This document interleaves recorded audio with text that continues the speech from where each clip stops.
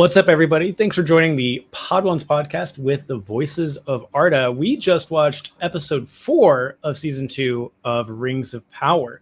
I'm here with Pete Belmont and Tim at Bard of Arda. How are you guys doing today? What's up, man? Doing good. Good. I enjoyed this episode. I'm excited to talk about it. I think there's a lot to talk about. Pete, I saw your video either from yesterday or today. Mm-hmm. You seemed like you had a couple of concerns. I want to preface anything I say that this is like one of my favorite episodes. Right now, It's like the second one's my favorite. This is probably my second favorite. So if I sound critical, it's because I gotta at least, I can't be like high praise for everything because it's not high praise. Like you can't give high praise for everything. Sure, there are totally. things they haven't done well, or it's not that it's bad. It's just not what I expected. And it's opinion.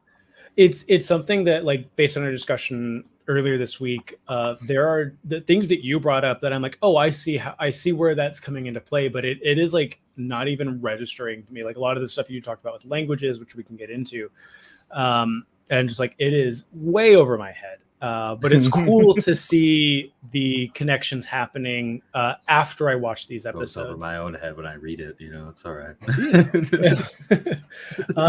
But you know what, Tim? How did you feel about the episode overall? I'm sure people were expecting me to be excited for this one because of a couple appearances. I loved it. We'll talk about it. I have the show after 4 episodes is sitting strong at a 8 out of 10, and that's or 9 out of 10, excuse me, and that's just because I gave episode 3 an 8. The rest are all 10s for me.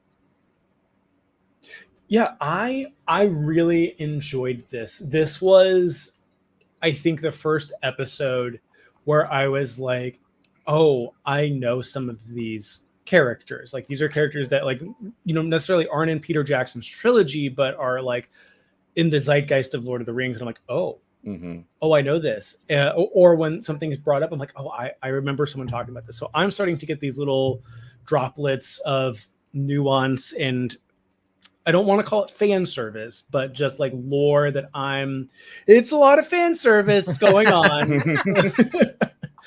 But I would say droplets of lore that I'm starting to like hone in on and be like, ooh, I know that they're talking about something, and I kind of understand, not to the fullest extent, but there's stuff going on. But yeah, like I had a good time. I think the direction that a lot of the characters were getting to know better and better and better as the show goes on, we're starting to see that season 2 shift of who they were, last season is no longer who they are anymore.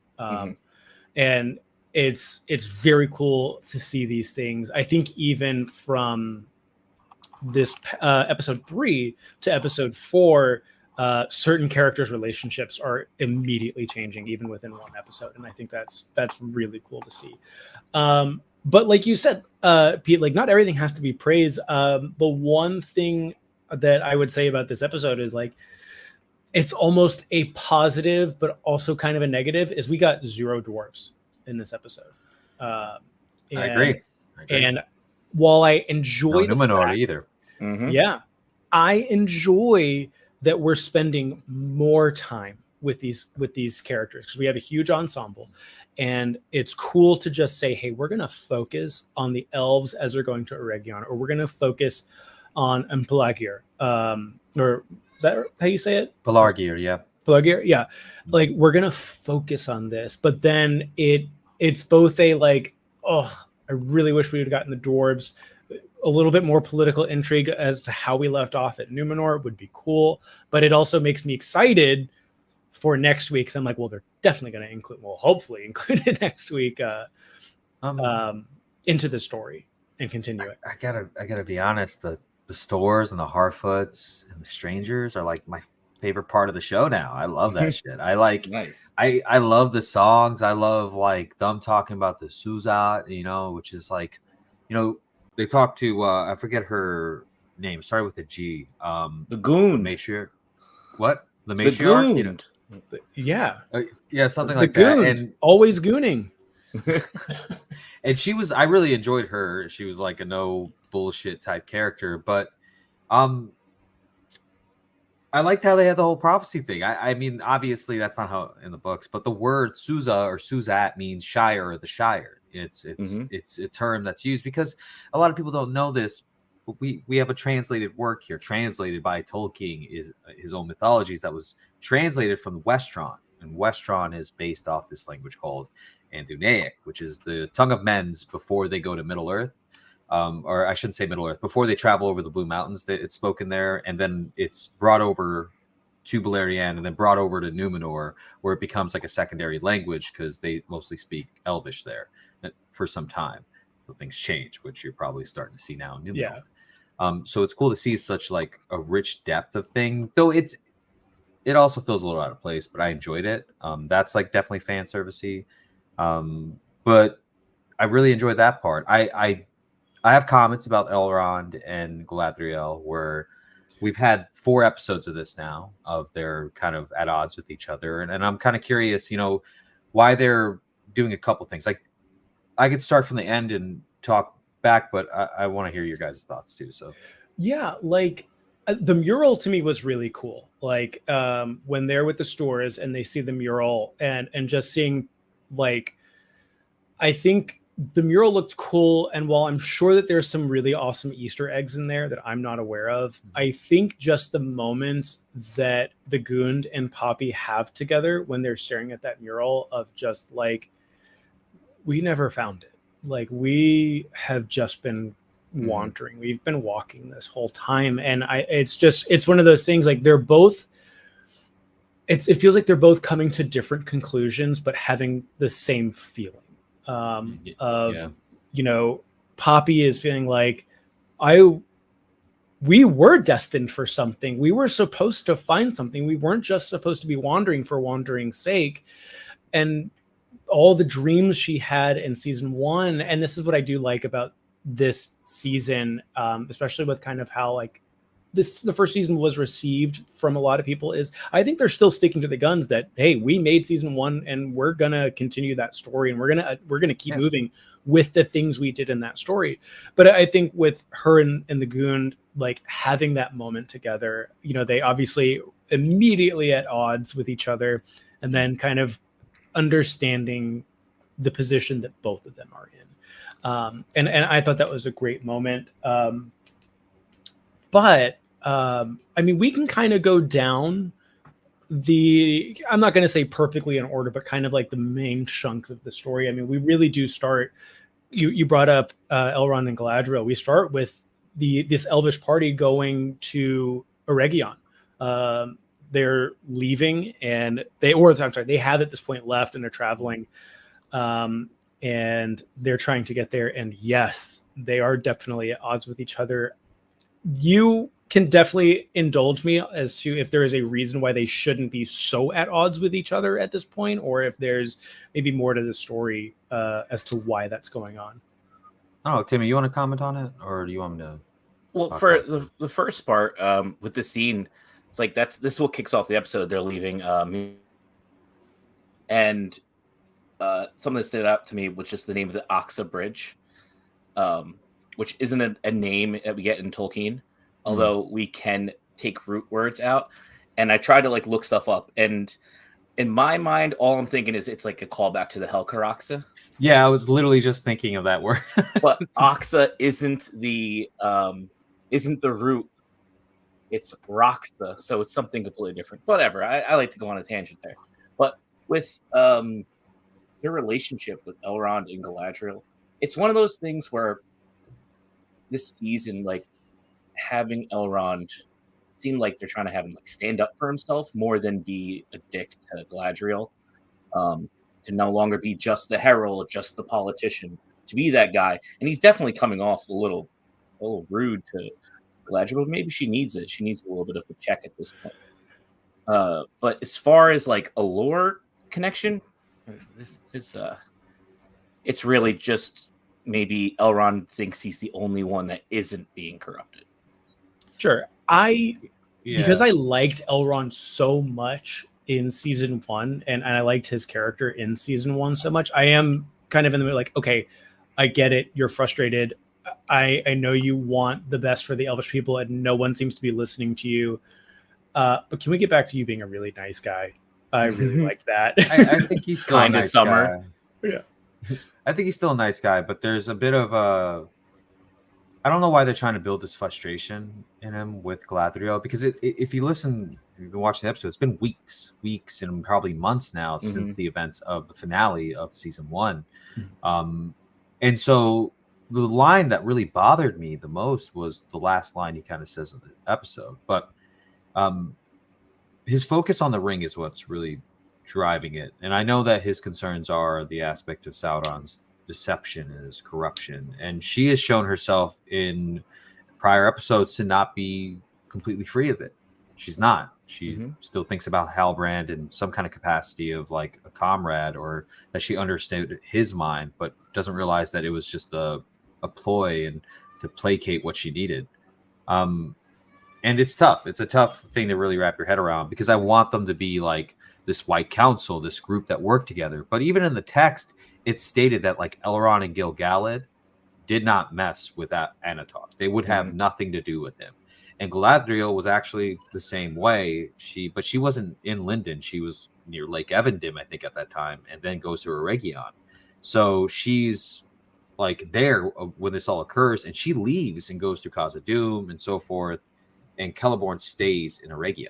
That's how the story. Because Celeborn and Eregion, it's stated in the Fellowship, go over the Blue Mountains into Middle Earth before even one of the kingdoms, the Elven kingdoms known as Nargothrond, one of her brother's kingdom, Finrod Felagund, he's king there, before that kingdom fell. So there's like a big gap there. So they have a lot of room with it, and I don't mind the dynamic. I just personally think it's like a negative for the show. They're really beating it with a stick. Like they're going so hard in the last 4 episodes to show this. When do we change? Like, you just were given Nenya the Ring of Wind, the Ring of Adamant. This is like not some. First off, I don't even want to talk about like what happens if an elf takes the ring off. Do like they go back to fading? I don't know, but like whatever.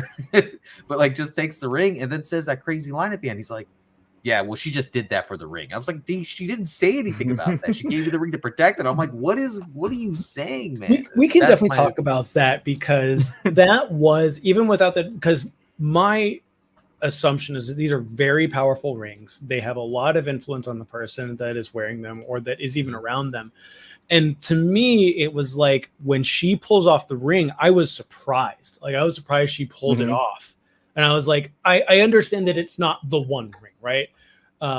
It's not Sauron's ring, where the one that Frodo and Bilbo deal with the most. And I'm like, so it doesn't have that type of power, but it clearly there is something about they're incredibly powerful. The 3 elven rings are said to be the most powerful of the 19. It's the reason why the one had to be so powerful. Tolkien even says in his own letters, he's like, that's why so much power and like of Sauron was poured into the ring. It was to overcome the 3 elven rings. They're so powerful. And it's cool that they kind of showed that, but I don't want to jump too far ahead of it, because I know we have like a bunch of other episodes to talk about. A lot happened in this. I just got so like, I just get into that moment. I apologize. But we were talking about the Axa Bridge. We were gonna maybe like we could take a look at like where they go next, because pretty big location. The big thing that happened with the a lot of things happened. Well, a couple of things happened with the elves, and a lot of things happened with all the characters that we're dealing with in this episode. But the Barrow Downs seemed like a very, very prominent part of the Elvish story, or the Elvish party. And this scene was I thought was really cool. I'm not familiar too well with the Barrow Downs, but it very much felt like the Fellowship of the Ring moments with the Nazgul and stuff like that. So I thought that was cool, because we didn't really get a lot of or any of that in season 1. There was no. I think the girl with the white eyes was the closest we got to these like dark specters, this very haunted aspect of Lord of the Rings. And now we're getting it again. And I thought this was a really cool sequence. I think it's very unfortunate that they just smacked some guy out like within 5 seconds of getting there. That felt, especially. I don't want to get into the horror trope of it, because it's like, I will, because especially with the reception of casting and stuff from the first season that is still going on social media with the second season, I was like, you did not have to do this. Like you had three and I'm just gonna say you have three nobodies as far as the general audience is concerned. You could have gotten rid of either of those, and you decided to go with the one person that aspect of social media could latch onto. And I was like, what a baffling decision. I'd love to hear the reasoning. And then for the next scene to be like that matriarch getting slapped across the face, I'm just like, what is going on here right now with this episode that you need to emphasize this? And like, did you not have even a slight conversation about this and how we were watching like, you know, last night, and we both reacted, all of us reacted, I'm sorry, to this being like, what was that about? You know, it was, these feel like decisions that like, not that these scenes didn't need to happen, not that you didn't need to have stakes with the Elvish party and understand that, you know, like things can happen to the elves, and we've seen that happen in season 1 with the orcs and stuff like that, and what they do to the orcs what they do to the elves that they capture with Arondir. But it was like, again, I think it was a very strange choice. I think when that scene with the stores, I thought she got her throat cut. Like I thought she was like out, and I was like, like this seemed like a very important character that we were going to build on, and luckily she just got. I'm not going to say luck. I shouldn't say luckily. The lesser of the things happened, which was a better choice, but still it was like, does this need to happen? Could this not have been a magical spell? I don't know his character, but could something else have happened besides her getting hit across the face? So I am glad about this, because in Tolkien's world, the idea of magic isn't what you'd find like magic systems in Wheel of Time, for example, or anywhere else, or like how Jedi have the Force. Magic is an inherent like thing in Tolkien's world, where Galadriel in the Mirror of Galadriel chapter, where like they look into it, she says to Samwise, like, this must be what you consider magic, but this is just like normal to me. This is my life. Like, and some of it, like, I wish they would kind of start peeling back and allowing the elves to really delve into that. But like, I do like that there's lore, even though it's made up lore about the Barrow Wights, and like, you know, Elrond figured it out. I like their designs. The designs were wonderful. They're very like pre-Middlemen / Numenorian, so they have like kind of an Eastern feel, which checks out because Hildorian, where the men awoke, that's all the way in the east, so they would have traveled a long ways. And it's stated in the text that like the Dunedain, the Numenorians, when they come to Middle Earth finally after everything, they know of this location, Tir Gorthad, I think it means like the hill of Spirit of Dead, and it's like, you know, they have great reverence for it. I just wish it was bigger. I felt like I was looking at a miniature set of the Barrow Downs. I don't know, because like I can see that. it's so described as like this ominous place, and like, you know, there's these stone slabs like tall, and like there's hills, and like, you know, what Tolkien based that off is an area in England where like it's very rolling hills. That's where Downs were. That's how they looked. They were just mounds that had burials within it and then sealed off, and they just grew over it. This very much felt like a cemetery, like just a cemetery you would pass by, and I'm like, I'm fine with that as like an aspect of like, hey, we actually stumbled into this like ancient burial ground, and you know, like something like, you know, 12 very important people were buried here, and I'm like, okay, I wasn't like pulled out of it, again, not knowing, you know, it's still cool.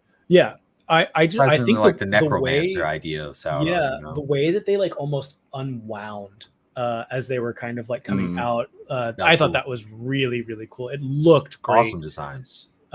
Beautiful. And I thought it was a great. I thought like I think if we look at it from like what was happening in the scene, like I think it was very cool. I think watching them go after them, and then they would just reform and reassemble.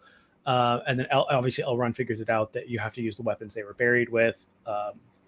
I thought that was cool. And correct me wrong, they left the elf that died. They left his sword there.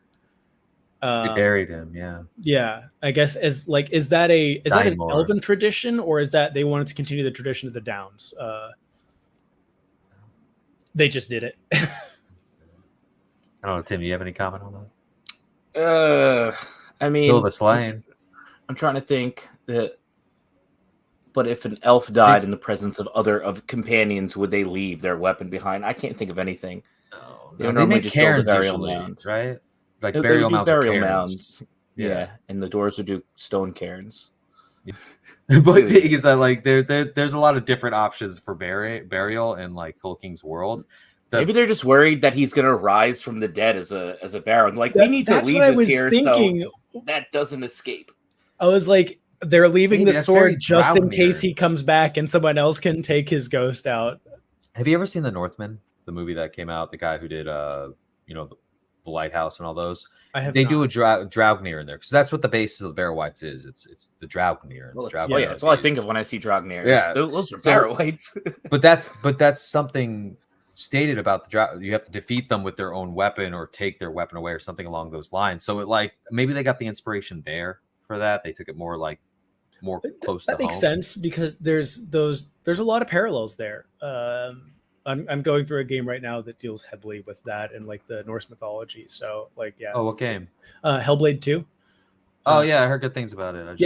I'm a big fan of the first one, and the second one's also really good. And yeah, you're dealing with Draugr constantly. That's nice. But yeah, like I thought the scene was good. I thought it was fun. I think one of the themes that they do really well is when the action sequences are happening, they really highlight the ability of the elves. And they also do it without diminishing the capability of like dwarves and men. Like when you see someone like Isildur fighting, or you see someone like the captain fighting, or the villagers of the Southlands in season 1, they are doing well. Like they are capable combatants, but then when an elf comes in, it's not like the other people are helpless. It's just that the elves are so much higher in their prowess. And I think it's like every time we see the elves, whether it's especially Arendir, and just how every time he goes into action, it's just such an amazing moment. He's the best elf in the whole show. Yes. I'm actually starting to warm up to Gil-galad a little. I don't know. He's starting to feel like a little more like a king instead of like Peeper Gil-galad. Do you remember that scene from the first season where he's just like watching Durin and Elrond leave over after the table incident? Creepy, bro. Creepy. Oh, yeah. I did love the table scene. I loved it, but it was creepy. He's just up there like, I'm like, dude, what? Like Ben Walker's probably like, God, this is weird. He's got kingly things to do. What are you doing? Watching people. Like I thought it was a great scene. But kind of to move forward to the men that we're dealing with that are not Numenorians. Sorry, I was really comment about the Viking barrows. Which one? Pelargir? The Pelargirs. Yeah, and we have the wild men, and we have the woman that burned off her mark to infiltrate. And yeah, I liked that she was found out so quickly. I liked that Arendir was like, yeah, absolutely not. You are 100%, working with Adar.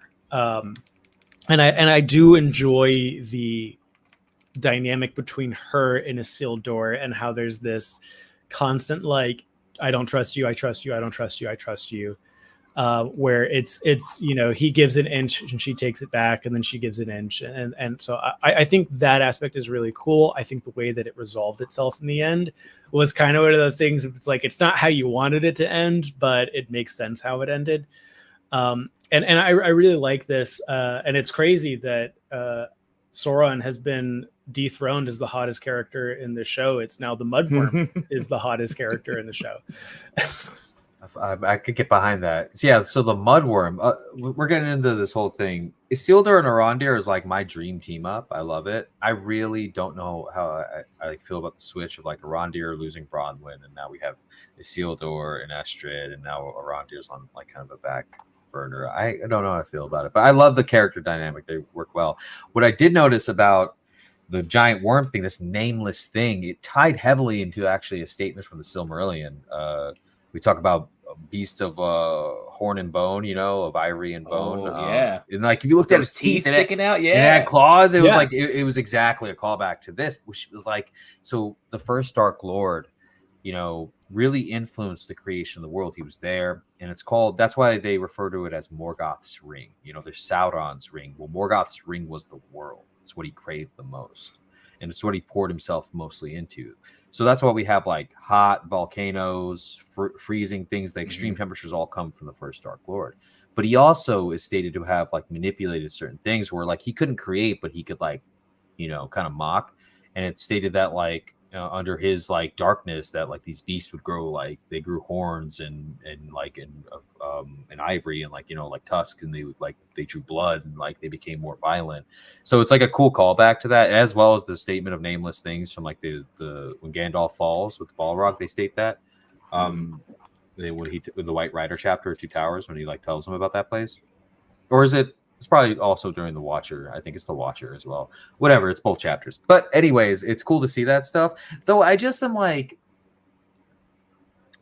they got sucked down there. Were they like eaten? Did he cut himself out? Oh, they were totally eaten. They got eaten, right? Yeah, because because I can't remember her name. The wild one.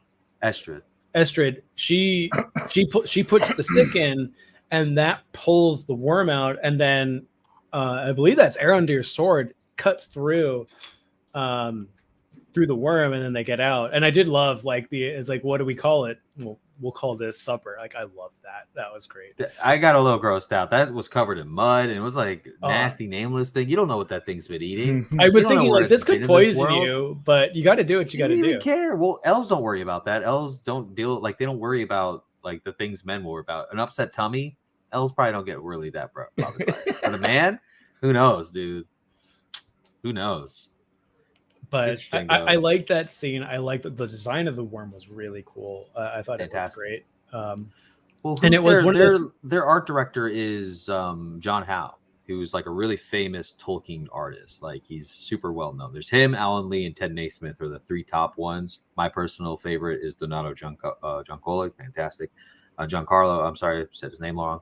Rude. But yeah, so the designs are all really cool. Like all the ring designs, the creature designs are all coming from John Howe, who really influenced Peter Jackson's movies as well. That's why they look familiar at times. People don't really think about that. The Balrog design, that's straight John Howe.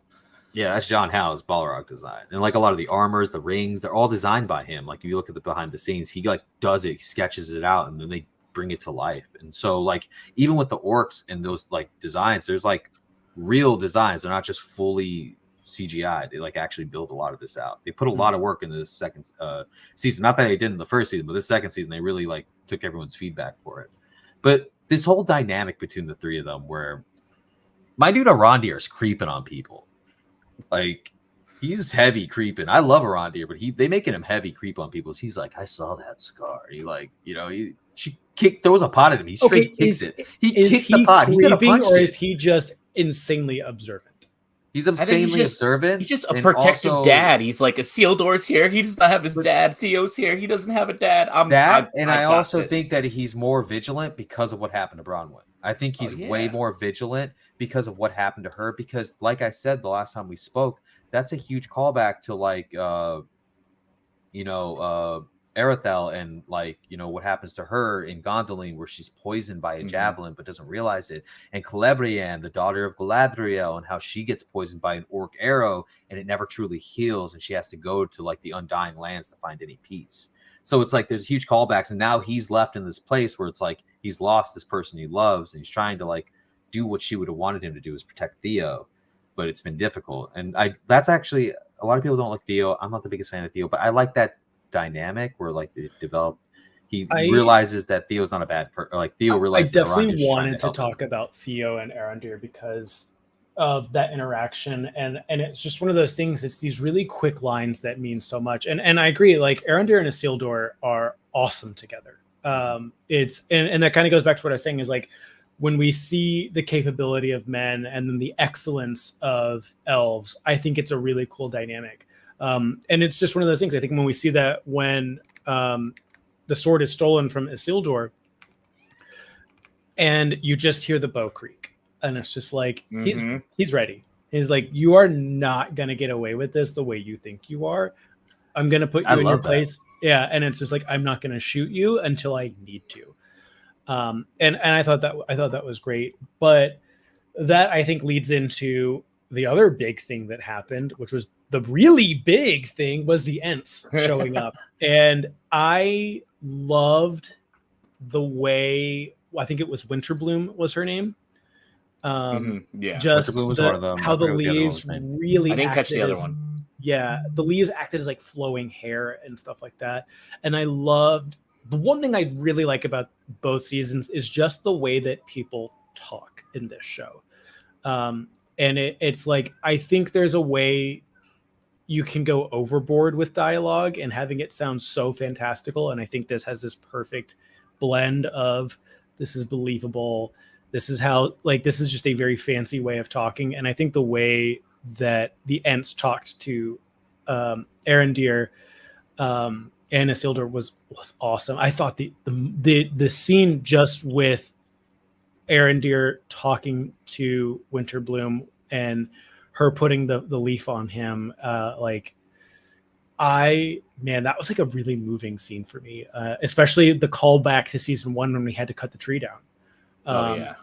And he says, and he doesn't lie about it. He says yeah, it's a great pains I have.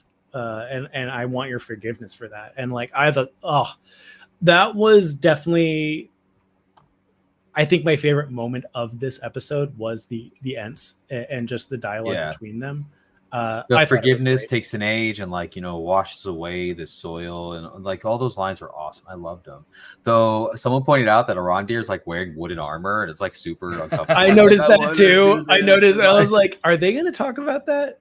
No need. But like giving him the flower and him just talking the way he does, there's such reverence for the trees and love for them, and it shows like this Sylvan side of him, because now he said he was from the Greenwood. But then he had also said he was born in Beleriand, didn't he? In like the 3rd episode, I got to rewatch it now, because now we have some like a bit of an There's issue. so many callbacks from the first season. I'm like, I really got to watch. I know, and I'm just like, dude, is he like a Sylvan? I like to think he's a Sindarin elf who traveled after the War of Wrath and now lives in the Greenwood, and it's a callback to Thranduil, the father of Legolas, because Thranduil was there in the first age. He was in Doriath. Mm-hmm.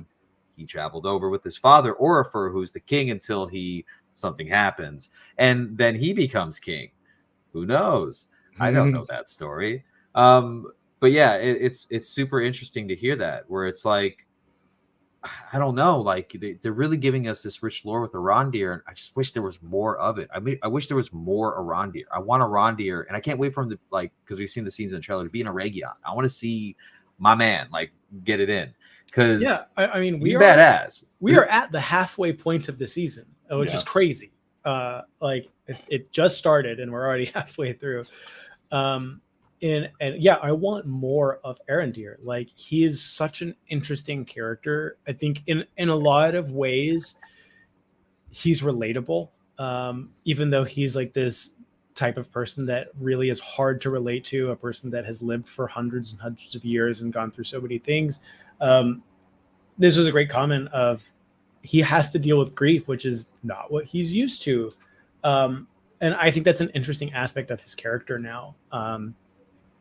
I think he's learning to care a lot more outside of just Bronwyn, which is very much in season 1 is what it felt like, is he really only cared about Bronwyn, and there was even some disdain for the elves he was stationed with in the Southlands. And now he's learning that like every single person in this village is valuable. And I think the last lines with Theo were so good. He's like, I have a promise to keep, and you're welcome to come with me because I promised I would keep you safe. And Theo, understanding that what he said, episode 2 or 3, I can't remember. 3, and it was just this like, I also have I would come with you, but I also have a promise to keep. And it's while he go to Pelargir. Yeah, he's gonna be the Witch King. He's got that. He's got the thing. Dude, I was talking to Tim about this like offline, and we were like, this guy probably, the reason why he met his father's probably like some kind of Numenorian descent. You know, like I really feel like he's gonna end up being the Witch King. There's just so much focus on him. Then there was like the blade, you know, it's kind of a mortal blade. Tim was saying. Do you think that has to deal with, because like Bronwyn was essentially the only person wearing color, and that may be because it's main character syndrome. But do you think that has anything to do with it? I don't know. I can't wait. They said at San Diego Comic-Con you'll learn more about his background eventually. So I can't wait. I don't know if it'll be this season. But I like their whole thing. I don't know how I felt about Leather Cap man with the rag on his head dude who like showed up, and Hagen, I think his name was like, the whole Estrid and Isildur thing felt odd. And I'm going to wait for it to really play out. Yeah. I'd rather us talk about like Tom Bombadil. We could talk about Mr. Tom Bombadil. Because we've definitely talked about Nori and Poppy. We've talked about pretty much everyone else, except for the end. Thomas of Bombadilian, if that's his real name. It is Eowyn Benadar. Tim, who on Instagram is Tim Bombadil. I want to ask you, because you look very, very familiar. How did you know it was coming this episode, especially with the title? And how, when you saw him, when you kind of figured out it was him, how did you feel? So I saw the there was a Nerdist article that came out the day before on Wednesday. And I only found it because somebody had made like a Twitter post that was like, I saw the new Tom Bombadil clip. And of course I'm trying to figure. I saw it and too. It was the scene of the stranger being caught in Old Man Ironwood. And I was like, name. Oh, here it comes.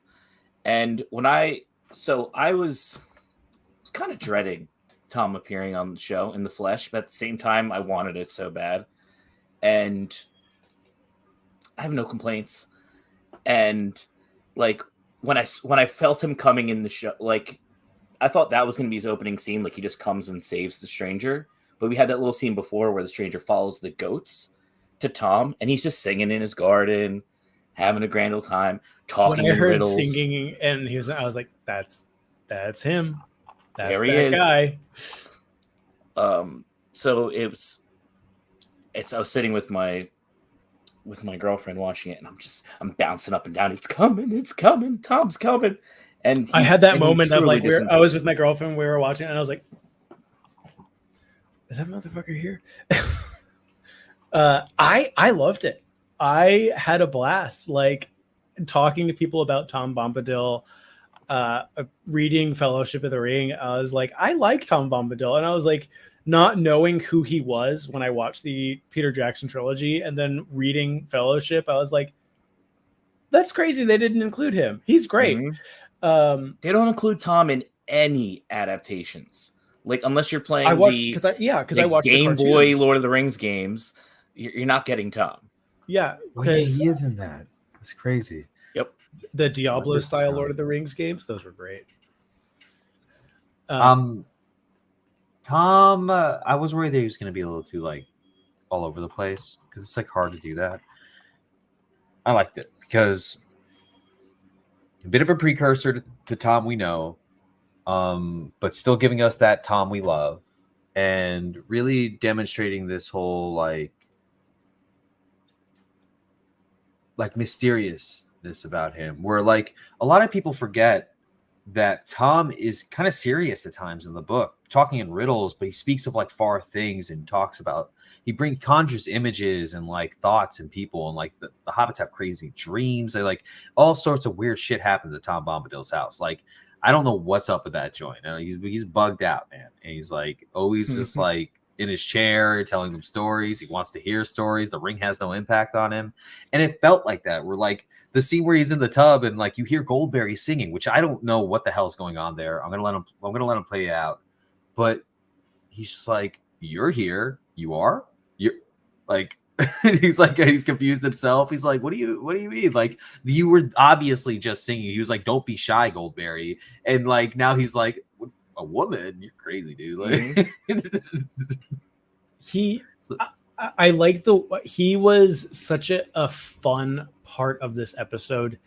And I think you're right. I think the way that he wasn't this goofy aspect that I think you could easily turn him into, and the way he talked about the Dark Wizard in Rune, and it's just like, it wasn't that he was sad about it. The way he talked about, like, I've always been here, and I'm the eldest, and just how he was able to guide the stranger, and have the stranger understand.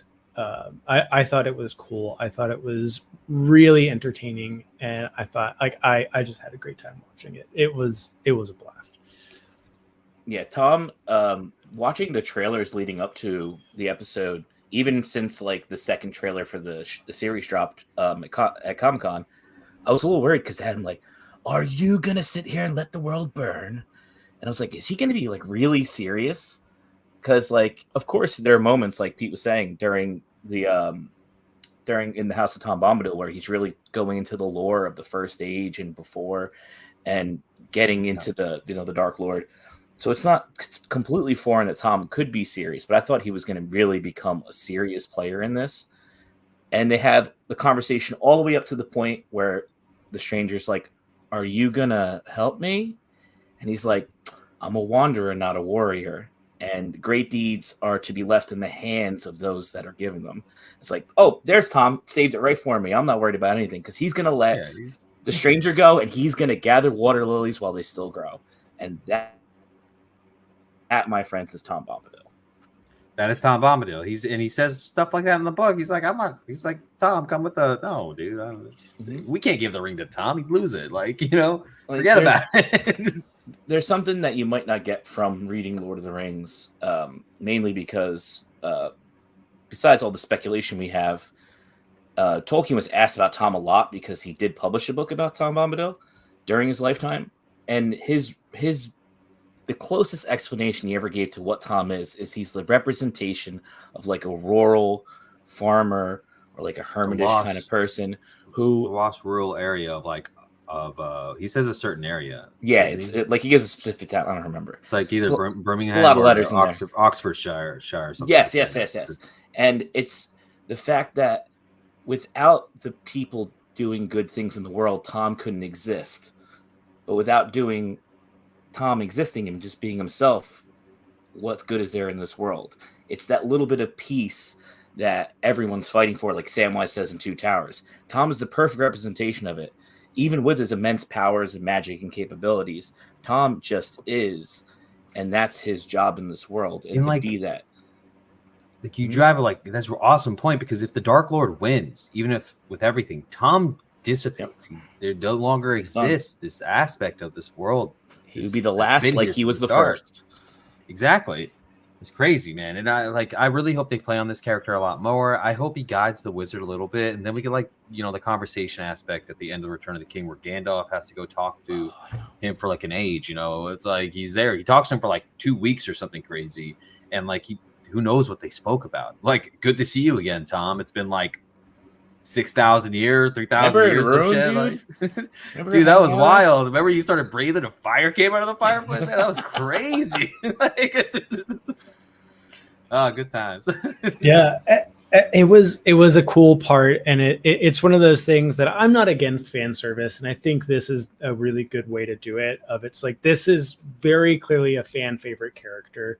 Even people like me who are not very deep in Tolkien lore know who he is. Though.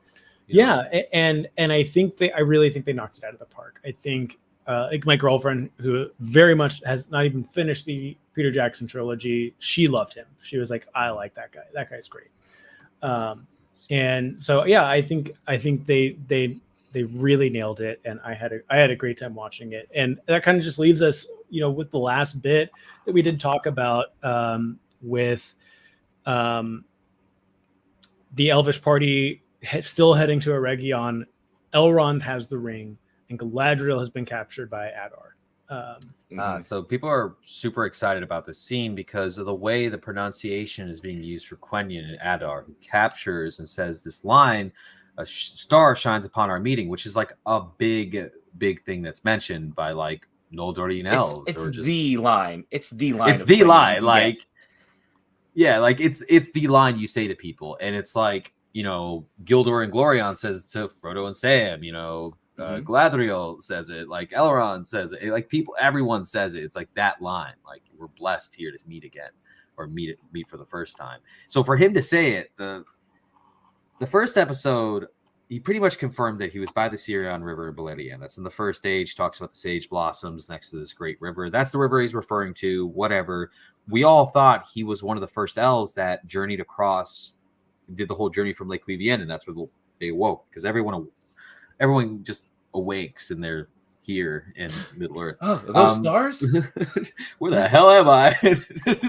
And you know, the whole thing is that like you have these elves, they weren't speaking. They were probably speaking more Proto-Sindarian, if anything, or some kind of capacity, or Proto-Quenya language. Nothing comparing to it, because Quenya is a language that's developed in Valinor. It's just 3 different dialects. There's the Vanyar dialect, the Valinorian dialect, and the Exiles dialect, which is the Noldorian dialect, which is banned in the first age because of some other shit that goes down. Whatever. So it's weird that this guy would be speaking Quenya in the first place, but not only a specific type of Quenya, being the Noldorian Quenya, like an older style of Quenya, not even like the main version where he's talking with this sound instead of an S sound, because they didn't have the S sound in the original language. That's why everyone's been talking about the shibboleth of Feanor. It's this portion of the histories that they pretty much reference by doing that. But the lore implications are like, who the fuck is this guy? Like, yeah. I mean, when I first heard that line, I was just like, "Oh, he said the line." I wasn't thinking, "Oh, he said Elentila." It should be Elencila. But I don't know. I thought the same thing. I was like, "Ooh, that's so cool." Because you can correct me, Adar is a new character for Rings of Power. Yes, yeah. Adar meaning father. Yeah. So this he could have existed, but we don't ever see him. Yeah, like I think him and Arondir, any new character you could really go anywhere with. And it could be that he just lied. You know, that's one of those things. He said he was one of the first 13, and like he chilled with Sauron in his fair form, and he like gave him drink, dark and red, and like all this stuff. So it's possible he just learned the language. You know, that was my initial thought. Yeah, like the Finrod Felagund, Galadriel's brother, is actually the first one to discover men in the Silmarillion. And he's just like, they're asleep, and he shows up and he starts playing a rude harp, it's referred to as. He's just singing, and he just understands them, because I don't know if you know this, but certain characters in the books have a Sanwe, telepathy, and if you're like, your mind's powerful enough, you could do this stuff. But he like pretty much teaches himself the language of men and starts talking to them. He's like, "Hey, what's up, dude? Like, come play with me," and I'm playing my music. But yeah, so it's like, it's not out of the realm for them just to have learned a new language. Yeah. It's one of those things, like, it could never get explained type deal, or they could go into it, and I think either is fine. But that being said, like, talking about the lore, as we kind of wrap up here, like, it seems like we've talked a lot about a lot of the lore that has been introduced, you know, just not only the past 3 episodes with this episode, but were there any standout things that we haven't really talked about, of like these little Easter eggs or just little things that showed up? Like, were there any characters or objects or anything like that that just really, really stuck out? Before I start talking about ones that I caught when I was watching it, I didn't think about this, and we said the names several times on this. I saw it on Fellowship of Fans, posted a little thread thing, and it was the name the Goond. Now, where do we hear that that root word in? Goondavet. Also, Goond. So we have our store hobbits who dig into the rocks, right? And we talked about our friend Finrod Felagund, the dweller, the delver of caves. So we have that root word is going right back to Galadriel's brother, Felagund. Damn, and I didn't think about it watching. I didn't think about it after the fact. It's right there, black and white. I love it. And they're digging holes in the ground like amazing. Little petty dwarves. delving into the new Lukizdeen. Yeah, man. That's great. I didn't even think about that. I do love that aspect. They do that a lot with like the series, and I love that. I love the callbacks. I'm just like Gaia and the fortress. Karas Gaia is a callback to Dread or Sea, either like Belaguer. Belaguer is the sea all the way to the west. Gaia, it's kind of cool. Yeah, but lore contradictions. Were there any lore contradictions? Were there any things that were like out of the stuff that you had kind of mentioned? A lot of people are going to say the Barrow Downs are not canon, but there's Tir and Gortad is a location, like I said at the start of this. So why would they not be? Are they just not referenced, or is it like a letter? Well, they're not evil places, but the whole thing is that the Witch King of Angmar, the head of the Nazgul Ringwraith, who's taught sorcery by probably Sauron, who is the necromancer, who's put spirits into different beings, probably poured like some kind of evil malice into there and attracted evil spirits. And that's kind of how the Barrow Downs happened in the book. Like it is the Witch King of Angmar actively doing this and trying to stop like like it was always a burial ground from like the first stage on. Before, but the princes of Cardaland were buried there. It was never inhabited with these kind of whites. Exactly. So that was fine. The only other thing is that the stores I don't believe actually did. They're called Similes. The Similes. They're they're the holes that we see hobbits live in. That's the term for them. I believe it was the Harfoots actually. So I'm very interested why they kind of switched that, because stores are known for being river folk. That's why you hear about Gollum and all this stuff. Gollum's a river folk. It's one of the stores. And it's also said that the people Mary Brandybuck.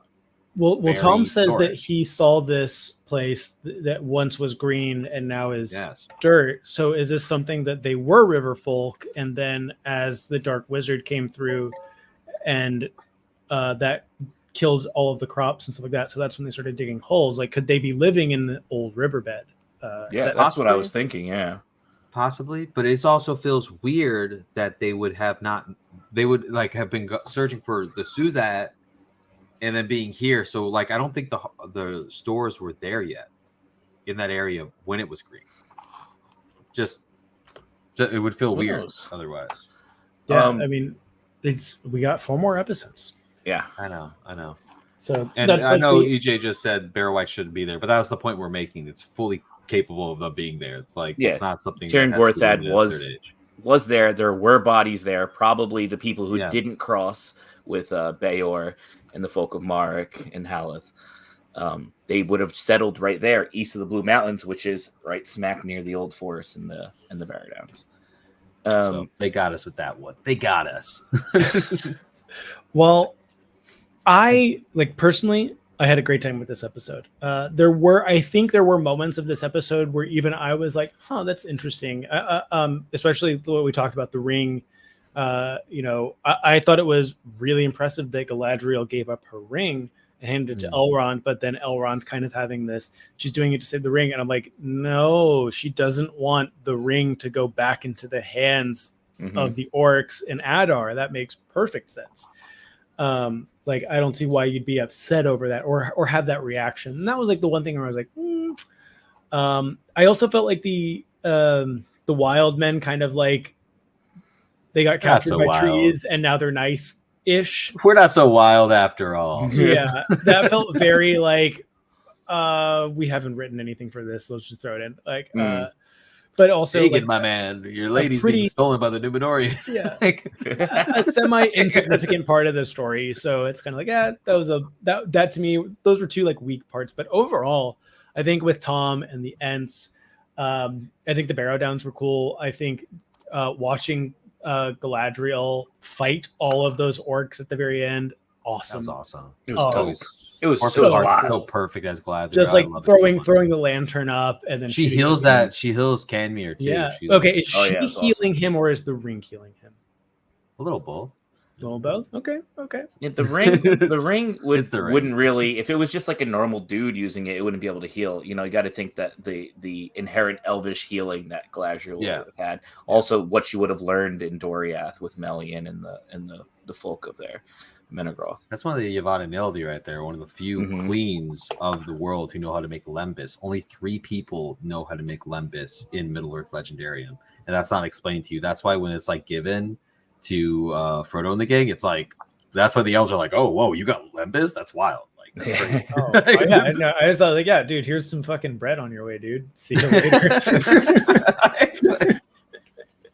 It's like, couldn't give me like fish or something. But no.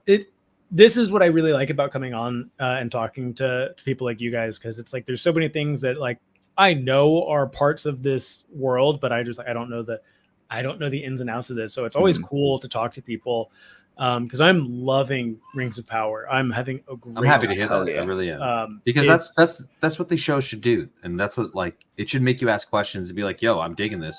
Maybe there's more I want to learn about this." Yeah. I had a friend from high school message me today on Instagram asking about it. Like, crazy. Yeah, it's wild because I'm just like, yeah, they could either be throwing syllables together or that's someone's actual name, and I don't know. I think we're gonna wrap it up here. I want to thank both of you guys for being on here and sharing your knowledge and real quick about the show. Yeah, real quick. Can I drop one lore something that was good? That I really enjoyed and loved about this show. This episode specifically, we talked about the Ent and the Ent wife. The characterization of both of these characters, it might not seem like that much on the surface, but knowing their story and the history of the Ents, the fact that the Ent is more aloof and kind of like talking, in like poetry in this, and the Ent wife is like in your face. I got things to do. You're going to stop doing this. More proactive. Where if we know the history of the Ents, we know that that's very much the way that the two different Ent versus Entwife act, is that the Ents were totally fine hanging out in the forest and tending to the trees and living in nature and becoming slow, whereas the Entwives traveled out of these dark places, and hopefully the story will be told during Rings of Power, so I will not spoil anything of what the Entwives do and how they act. Okay. Before we depart, something that's always confused me: are all trees all Ents are trees? Are all trees Ents? No. Okay, it is a special type of tree that is sentient. Kind of, yeah. Because there's the horns, Yeah, and they're like kind of trees that have been brought to life. There is like a procedure here where like trees come to life, but like the tree Ents, the tree herders were so like. When we're outdoors and we see a tree in Lord of the Rings, it's safe to assume it's just a tree. Yeah. No, there's probably. Think about old Ironwood in the episode. Yeah, he came to life and grabbed the stranger. That would be Old a tree Willow, that's becoming Entish versus an Ent that's becoming treeish. So like trees can become Ents, but like, and Ents can become trees. Some Ents get like slow and they turn back into a tree practically. And they like, then there's the Huorns who are like trees that are alive, that become alive, that are like very active. They're able to like somewhat move, it seems. It's like a moving forest, it's described as. So yeah, I guess I don't want to say like Ents are special beings. But like, not every tree I feel like can just become an Ent out of nowhere, Okay. No. It was very specific that they were put into this world to be a creature, a living creature that is there to protect the forest, mainly from those who like to chop wood, like doors, or that one of those wild men that as soon as I saw him in episode 3 at the end, I was like, you shouldn't be chopping really wood, bad at chopping wood, though. I want to point that out. Don't be doing that out here. Be careful where. Yeah. What does Galadriel say? Careful which tree you lay your axe. To Gimli. Exactly. Yeah. No, like I said, and that's great because I think the Ents are super cool, but that's always been like, what percentage of trees are Ents? All of them? Some of them? But yeah, that's good to know. But that being said, I'm glad you guys are enjoying it, and I'm glad you guys are here to talk about it with me. And we'll have, I'm sure, other guests on talking about this as the season progresses. got 4 more episodes, right? So we're halfway 4 done. more. 4. And then probably another 2 years. All right, maybe a little short. But it seems like having the 2 years paid off. It really does. Truly, yeah. It really thinks I don't want to say they went back to the drawing board, but they were really able to maybe take what they were planning on doing, change a couple things, because I do think that season 2 is, as someone who really enjoyed season 1, I think season 2 is an improvement over season 1. Like, it's very obvious. Pete, you and I talked about it, of just like even just the actors feeling more natural with these characters is great to see. But I'm glad I'm glad you guys are enjoying it, and I want to thank you again for being here. Tim, where can we find you on the internet?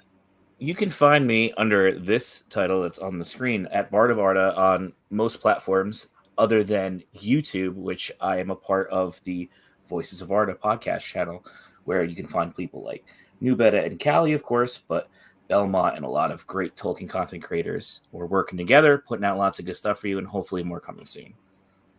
Amazing. Pete, where can we find you?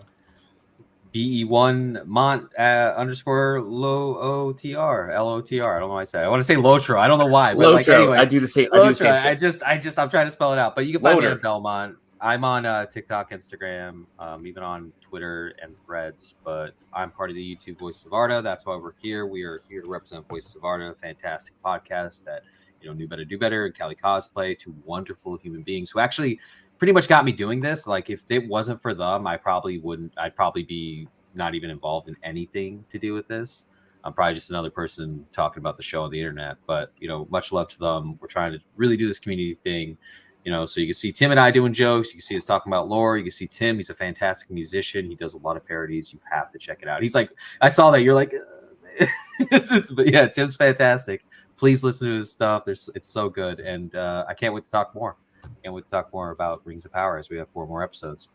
Amazing. Well, you can find me at Forward to the Black, mostly on TikTok. I just made a Threads account. I don't know how I'm going to deal with that. It's fun. Threads is fun. I like it. It's fun. Threads seems like not terrible Twitter. Like Facebook back in high school. Yeah. Everyone's just like, hey, I tagged you. You can always find me here on the Podwans Podcast. You'll see me tomorrow night talking about Star Wars Outlaws with Element 7 and Harith Productions, as we kind of go into like a group review of that. And